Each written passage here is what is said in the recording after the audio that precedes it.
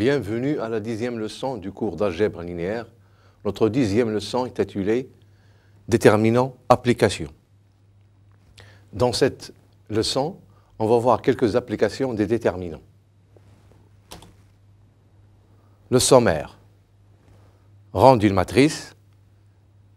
Dans ce paragraphe, on va utiliser la technique des déterminants pour calculer le rang d'une matrice. Rang d'un système de vecteurs. Dans ce paragraphe, on va utiliser aussi les techniques de déterminants pour calculer le rang d'un système de vecteurs de Kn, bien sûr. Méthode de Cramer.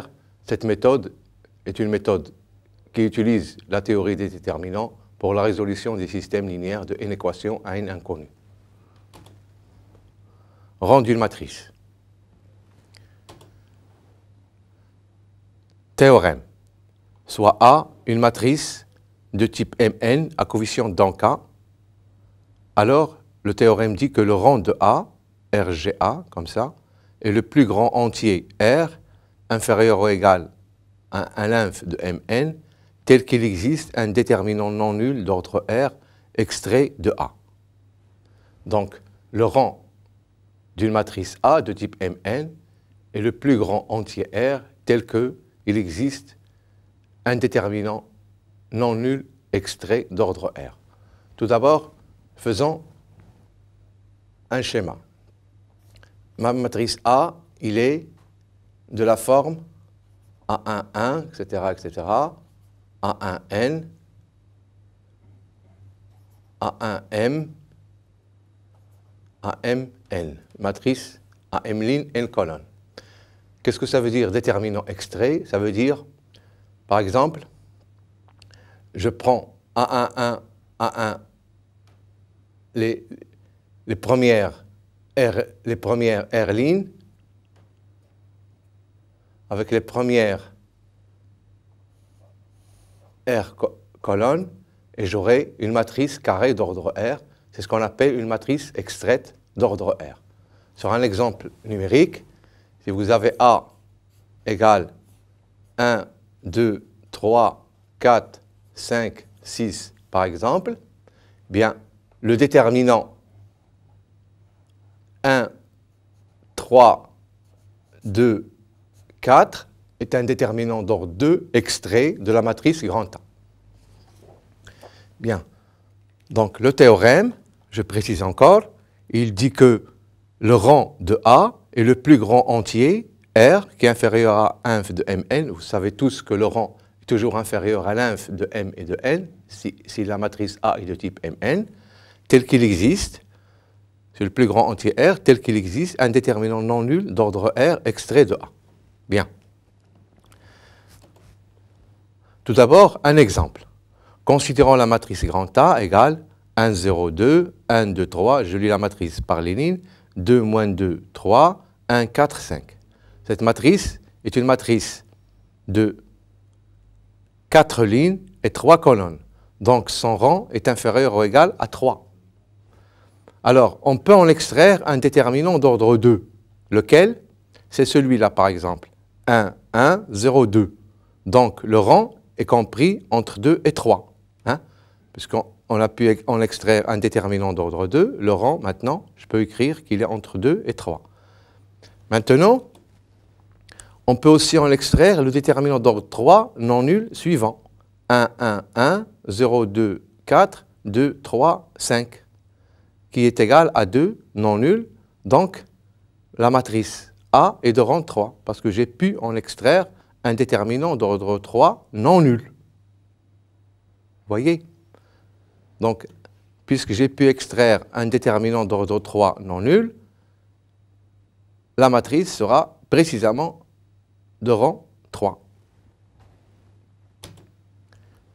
Un autre exemple, je prends une matrice de 4 lignes et de 2 colonnes. Son rang est inférieur ou égal à 2, parce qu'il est inférieur à l'inf de nombre de colonnes et de nombre de lignes. Donc, nécessairement, il est inférieur ou égal à 2. Mais, comme je peux en extraire un déterminant d'ordre 2 non nul, qui est, par exemple, 1 moins 1, 5, 2, celui-là, 1 moins 1, 5, 2, qui est égal à 7, Ce déterminant, il vaut 7, il est non nul, donc le rang est exactement 2. Hein, vous voyez? Donc c'est une technique très facile. Il suffit d'exhiber des déterminants non nuls d'ordre progressif, et le plus grand ordre pour lequel il existe un déterminant non nul de cet ordre-là sera exactement le rang. Un autre exemple, je prends la matrice grand A égale 1, 1, 0, 12, 3, 9, 13, 4, 9, 4, 1, 3, 5, 2, 3. Hein? Alors, cette matrice, elle a 1, 2, 3, 4, 5, elle a 5 lignes et 3 colonnes. Donc, son rang est inférieur ou égal à 3. Mais comme je peux en extraire un déterminant d'ordre 2, qui est 1, 12, 1, 3, hein, qui vaut moins 9, donc le rang, il est supérieur ou égal à 2. Hein?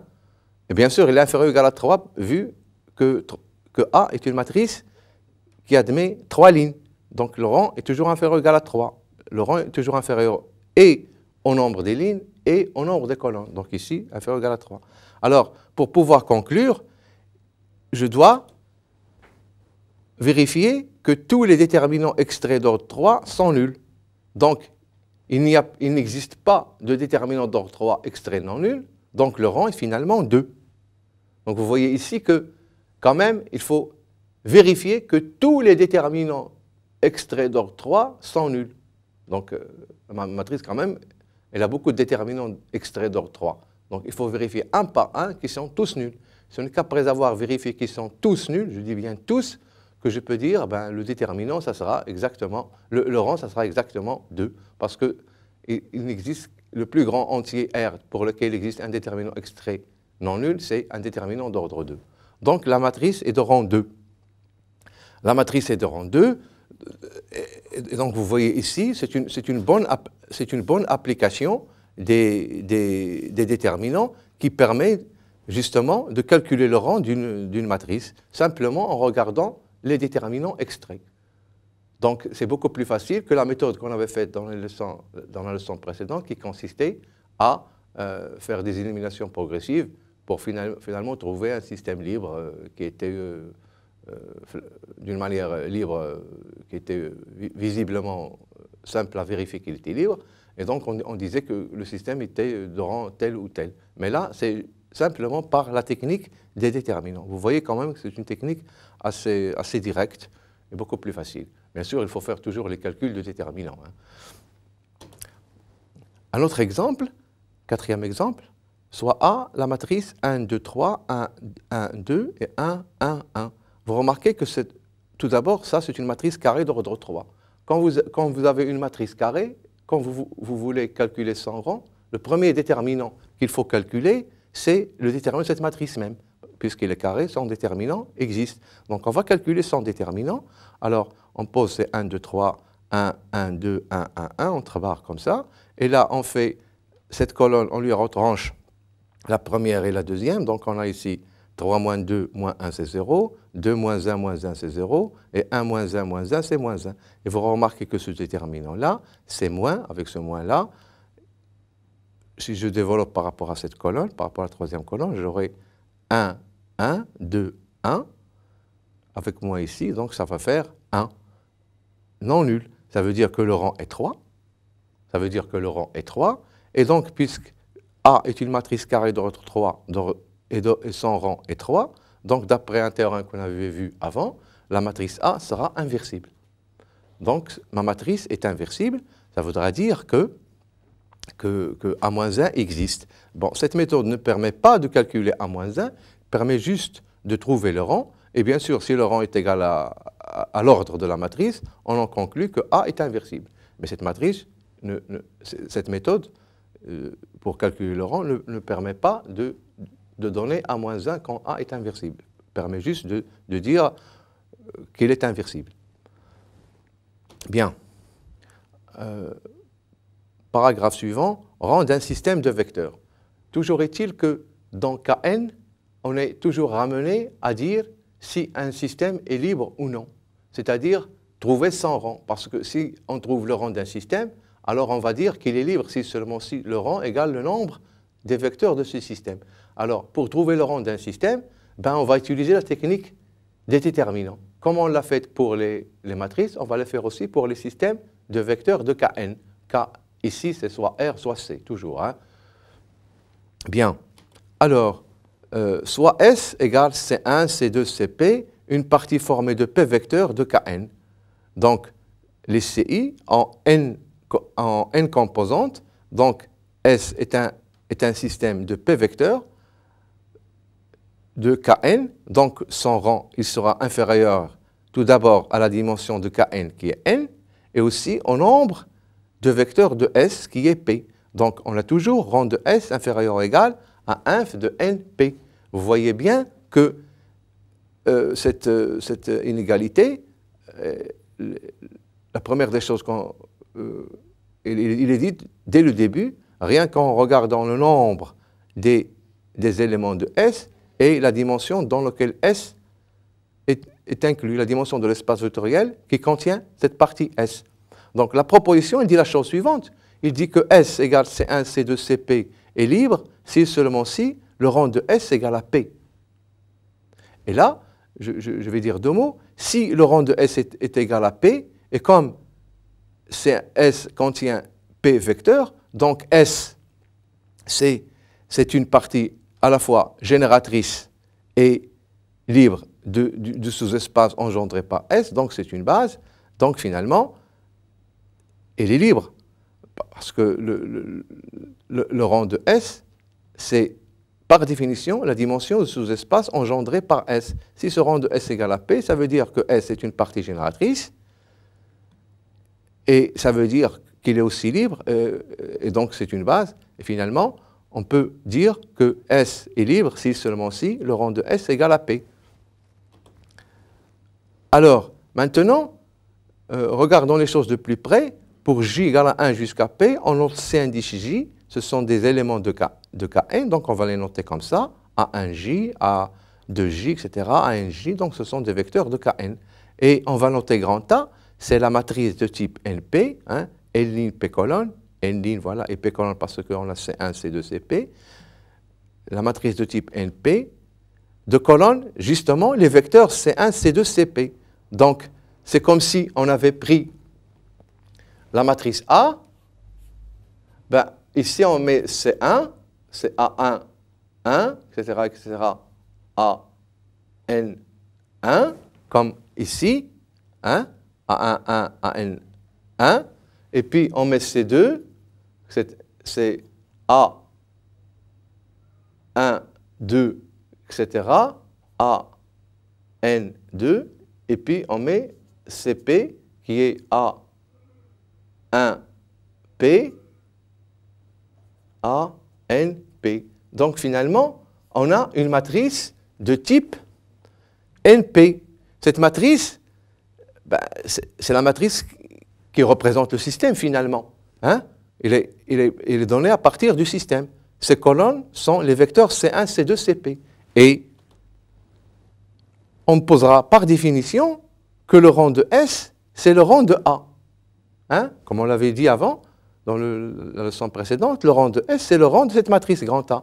Et donc, pour calculer le rang de A, pour calculer le rang de S, ben on calcule le rang de A. Et on sait comment calculer le rang de A par la méthode des déterminants qu'on a vue dans le paragraphe précédent. Donc, finalement, un système S, on écrit la matrice qui est formée par ce système S, et la matrice grand A, pour calculer son rang, on utilise la technique du déterminant et qui nous permet de calculer le rang de S, tout simplement. Donc, ce qu'on a fait au paragraphe sur le calcul du rang d'une matrice, ben, on l'applique ici pour calculer le rang d'un système S, tout simplement. Alors, un exemple, on veut déterminer le rang de la partie S égale 1, 2, 3, 4, 0, 1, 2, 5, 1, 1, 2, 2. Alors, première des choses, il faut écrire la matrice du système, la matrice qui est formée à partir du système. Ben, c'est la matrice qui admet pour colonne les vecteurs colonnes de S. Alors, ça c'est le premier vecteur, c'est C1, on l'écrit sous forme de colonne, donc 1, 2, 3, 4. Ça c'est le deuxième vecteur C2 de S, on l'écrit sous forme colonne, donc ça fera 0, 1, 2, 5. Et là, ça va faire 1, 1, 2, 2, c'est-à-dire 1, 1, 2, 2, c'est le troisième vecteur colonne qui forment la matrice A. Alors, maintenant, pour trouver le rang de cette partie S, on va calculer le rang de la matrice grand A, qui est formée à partir des vecteurs de S, tout simplement. Bien, alors, on peut en extraire le déterminant d'ordre 3 non nul, qui est celui-là. Donc, le rang de S est exactement 3. Parce que vous savez, S, c'était 3 colonnes, donc le rang est inférieur ou égal à 3. Et comme on peut en extraire un déterminant d'ordre 3 non nul, donc le rang est exactement 3. Aussi, puisque S est formé de 3 vecteurs et son rang est S, donc P ici et son rang est 3, P ici c'est 3, et le rang c'est 3 qui est égal à P, donc on pourra en conclure que S est libre, car rang de S est égal au nombre des vecteurs de S, c'est-à-dire 3.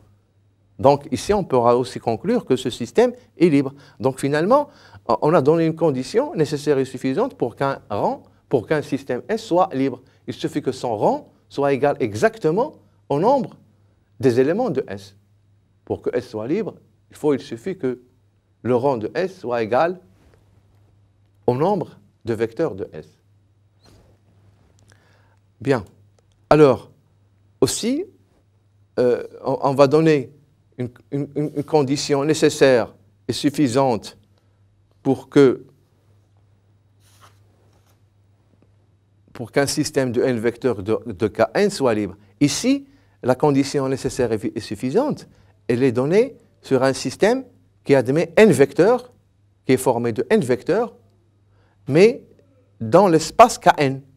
Donc ici, mon système n'est pas de p vecteurs, mais le nombre des vecteurs de S, il est n, avec n la dimension de l'espace sur lequel je travaille, c'est-à-dire la dimension de Kn. Vous voyez bien que cette condition est la trait pour les systèmes de n vecteurs de Kn. Hein. Alors voilà, on prend soit V1, V2, Vn, un système de n vecteurs de Kn. Alors ce système, on le prend avec n vecteurs, donc chacun des vecteurs admet n composantes. Alors soit Ci, le vecteur colonne formé par les composantes de Vi, hein, soit Ci, le vecteur colonne formé par les composantes de Vi. Donc finalement, si A est la matrice de colonne C1, C2, Cn, on posera par définition, hein, on posera que le déterminant du système V1, V2, Vn, alors là, une petite remarque, jusqu'à présent, on n'a parlé que du déterminant d'une matrice. Mais là, par anticipation, on posera aussi que le déterminant d'un système de n vecteurs de Kn, hein, un système de n vecteurs dans un espace de dimension n, ici c'est Kn, que le déterminant d'un système de n vecteurs de Kn, c'est exactement, par définition, hein, pose la chose par définition, que c'est le déterminant de A, où A est la matrice de colonne C1, C2, Cn, qui sont les composantes de V1, V2, Vn. Donc finalement, quand vous avez par exemple, dans V égale R2, notre espace R2, si vous avez petit V1 égale 1, 2, et petit V2 égale 3, 4, alors c'est quoi le déterminant du système V1, V2? Ben, c'est le déterminant du système, de la matrice, pardon, c'est le déterminant de la matrice composé par les vecteurs colonnes V1 et V2. Alors, j'écris V1 sous forme de vecteur colonne, donc c'est 1, 2. V2 sous forme de vecteur colonne, donc c'est 3, 4. Donc, c'est le déterminant de cette matrice-là, qui est exactement 4 moins 6, c'est-à-dire moins 2. Donc, vous voyez que dans ce cas-là, le déterminant est non nul. J'en déduis que le système V1, V2 est libre. Donc, voilà, comme dit la proposition, V1, V2, Vn est libre, si seulement si, déterminant de V1, Vn est libre. Justement parce que, si le déterminant de V1, V2, Vn est libre, ça voudra dire que que la matrice, il admet un déterminant non nul, donc c'est une matrice carrée d'ordre n non nul. Donc, matrice carrée d'ordre n de déterminants non nuls, donc son rang est n, donc le rang du système V1, V2, Vn est n, et par conséquent, le rang bien sûr, parce que le rang c'est le rang de A, donc le rang de V1, V2, Vn est égal à n, donc le système V1, V2, Vn est libre. Donc, une condition nécessaire et suffisante pour qu'un système de Vn vecteurs dans l'espace Kn soit libre est que déterminant de V1, V2, Vn soit non nul. C'est-à-dire finalement, c'est comme si on avait dit déterminant de A non nul. Avec A, la matrice qui est donnée par le système, c'est-à-dire la matrice dont les colonnes sont les vecteurs du système écrits sous forme de vecteurs colonnes. Première colonne, deuxième colonne, énième colonne. Bien. Bon, un exemple de ceci. Alors l'exemple, on va choisir ici, on se situe, on prend S, le système formé par les vecteurs 1, 2, 3, 0, 2, 3, 4, 5, 8. Bon, tout d'abord, sur quel espace on travaille? Vous n'avez qu'à voir ici, vous avez 1, 2, 3, donc vous travaillez dans R3 par exemple, hein, parce que les vecteurs ont 3 composantes, donc on travaille dans R3, donc on a un système de 3 vecteurs de R3, donc il sera libre si seulement si le déterminant de sa matrice est non nul. Or, si vous calculez le déterminant de A, la matrice de A c'est quoi? La matrice A du système c'est 1, 2, 3, et puis 0, 2, 3, 0, 2, 3, et puis 4, 5, 8, 4, 5, 8. On calcule ce déterminant, hein, on utilise ici quelques propriétés pour calculer le déterminant. Donc par exemple, on fait cette colonne, on retranche celle-là, donc ça fait 1 moins 0, c'est 1, 2 moins 2, c'est 0, et 3 moins 3, c'est 0. On effectue maintenant par rapport à la première colonne, donc on a l'égalité égale 2, le déterminant 2, 3, 5, 8, c'est-à-dire, c'est quelque chose de non nul. Hein. 16 moins 15, c'est bien sûr non nul. Donc, le système S, puisque le déterminant de sa matrice est non nul, le système S est libre.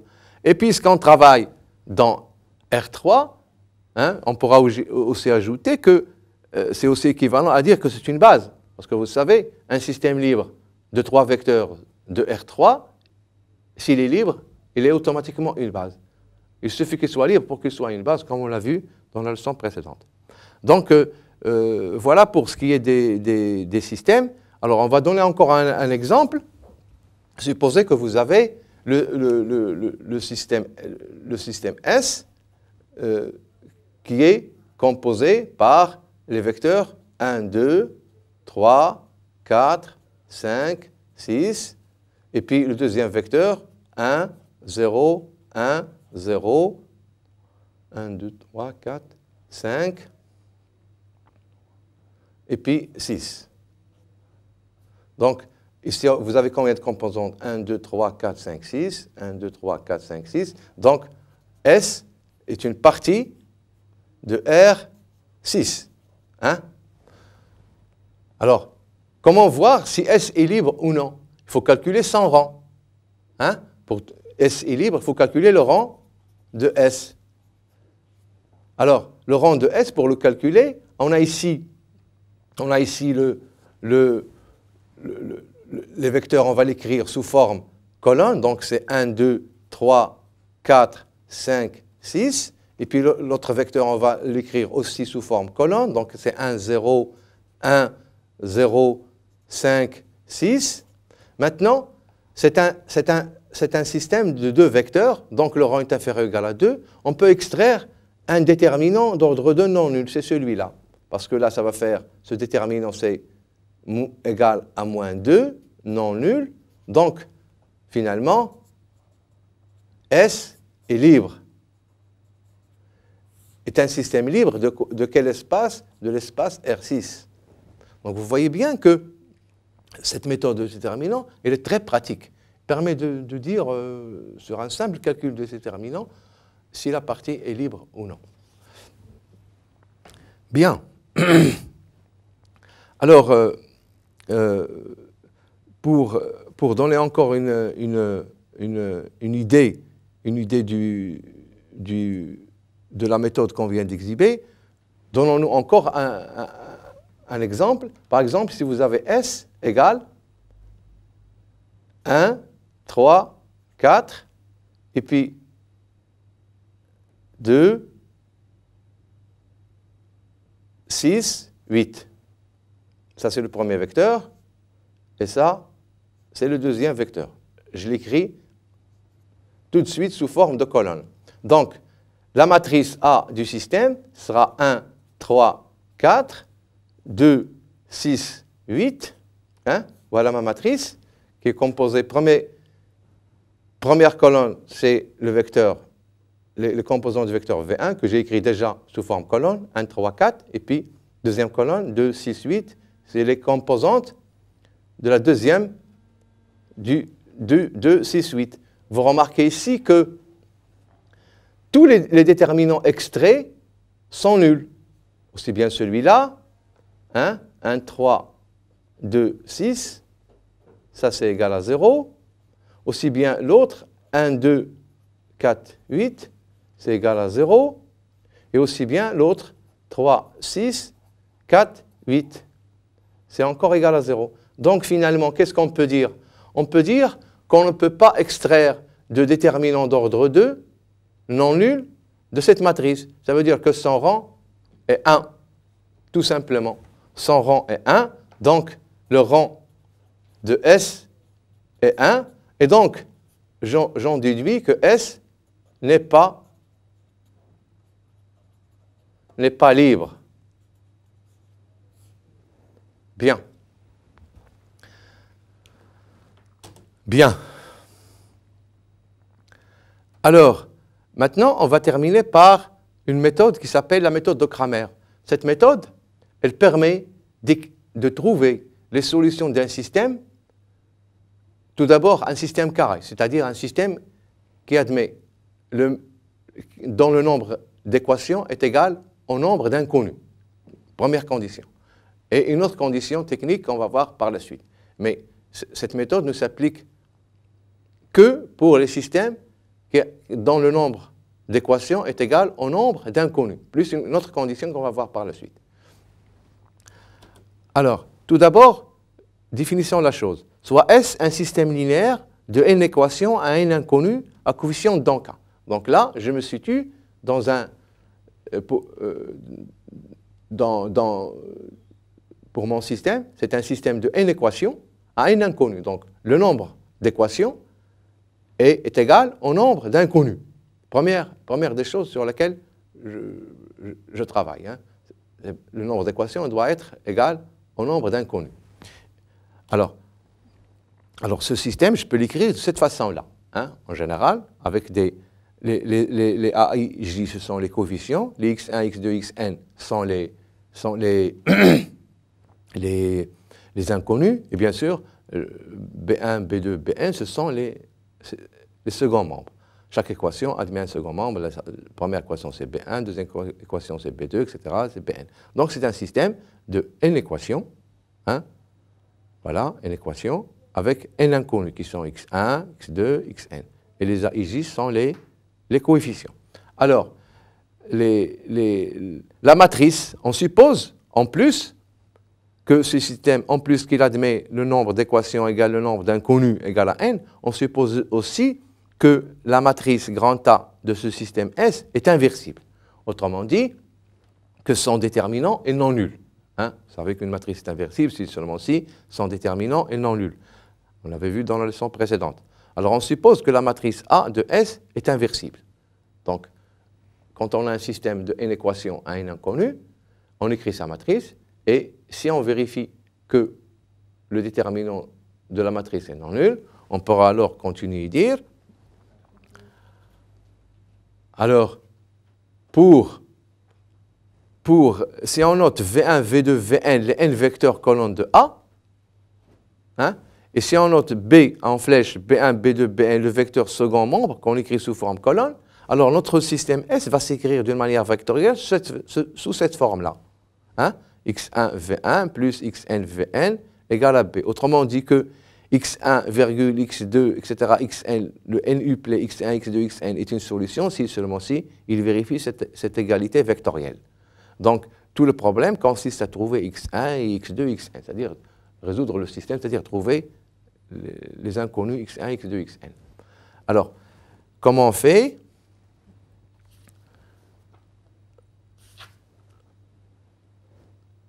Alors, on note déterminant de V1, V2, Vk-1 pour un cas compris entre 1 et n. Hein, pour un cas compris entre 1 et n, qu'est-ce qu'on fait? On écrit déterminant de V1, déterminant de V2, déterminant de Vk-1, et là, on remplace V indice K par B. Hein, vous voyez, à la place de V indice K, je n'ai pas écrit V indice K, j'ai écrit B. Et là, j'ai écrit V indice K plus 1, etc., jusqu'à Vn. Maintenant, en remplaçant B par sigma de xi vi, on remplace ici B par sigma de xi vi de i égale à 1 jusqu'à K, je peux développer cette expression et écrire que c'est la somme xi déterminant de vi, vk-1, vi, vk plus 1 jusqu'à vn pour i différent de k, bien sûr, allant de 1 à n, mais quand même différent de k.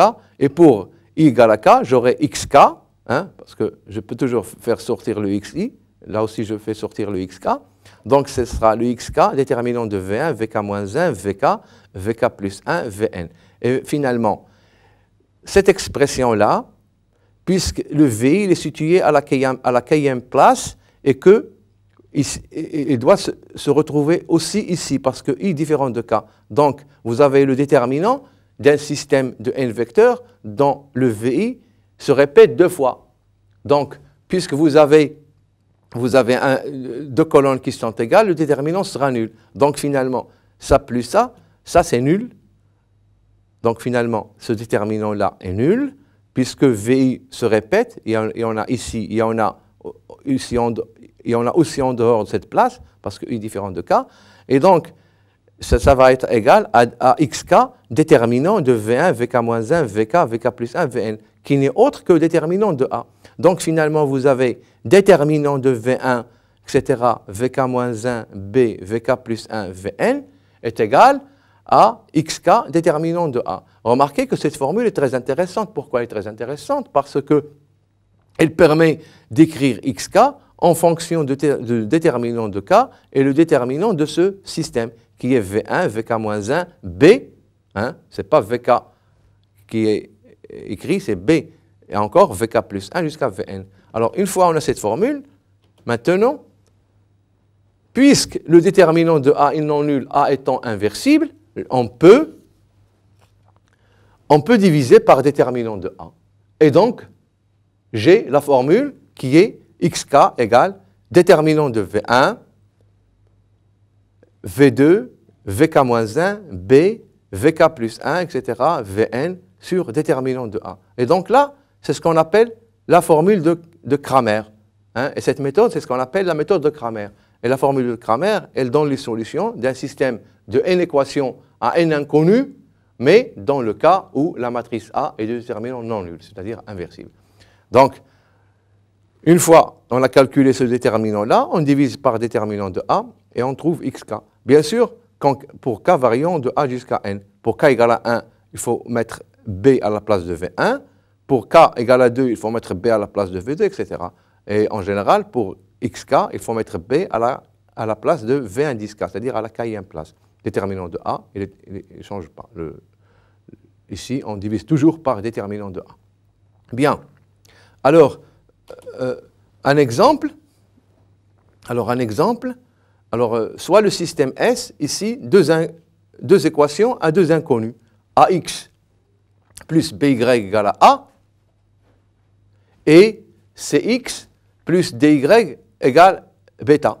Alors, égale A, c'est alpha ici. Alors, si le déterminant de sa matrice, qui est A, C, BD égale à AD moins BC est non nul, donc c'est un système de Cramer.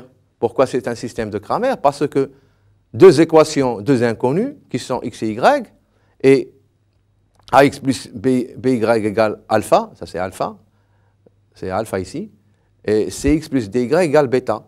Notez bien, ici c'est alpha, il faut prendre comme pour alpha, cette écriture-là. Donc, si le déterminant de sa matrice est non nul, on peut alors écrire x égale, alors on remplace A et C par alpha et bêta, on divise par le déterminant pour trouver x, pour trouver y, on remplace B et D par alpha et bêta et on divise par le déterminant. Donc finalement, on a cette formule-là qui donne les deux solutions, uniques d'ailleurs, pour le système de Cramer d'ordre 2 général comme celui-là. Alors, donnons quelques exemples aussi. Alors, tout d'abord, si vous avez A, X égale B, un système de Cramer.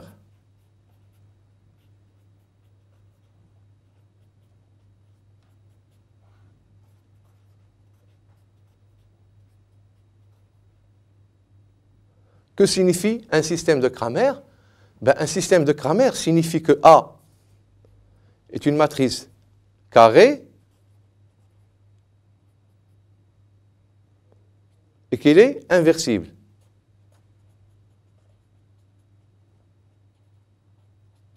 Hein? Deux choses. Ça veut dire que ma matrice, un système de Cramer, suppose que la matrice A est carré inversible. Autrement dit, que si son ordre est n, ça sera le nombre des inconnus et ça sera aussi le nombre d'équations. Donc, un système de Cramer, c'est un système qui admet le même nombre d'inconnus, le nombre d'inconnus égale le nombre d'équations, et aussi que sa matrice est inversible. Alors, on avait vu la leçon dernière que x, c'était a-1 fois b. C'est une solution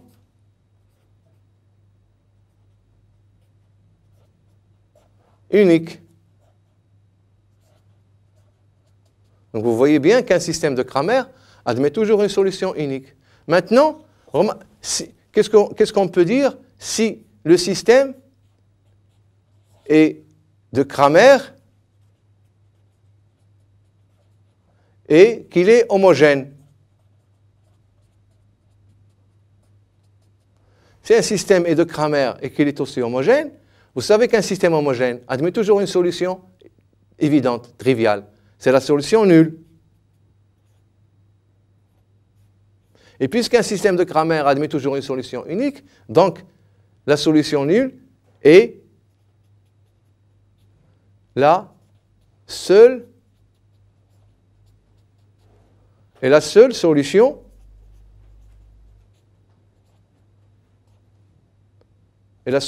de notre système. Donc un système de Cramer homogène admet une solution unique qui est la solution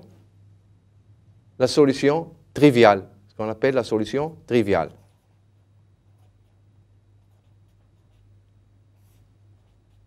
On appelle la solution triviale. Alors, aussi, pour un autre exemple,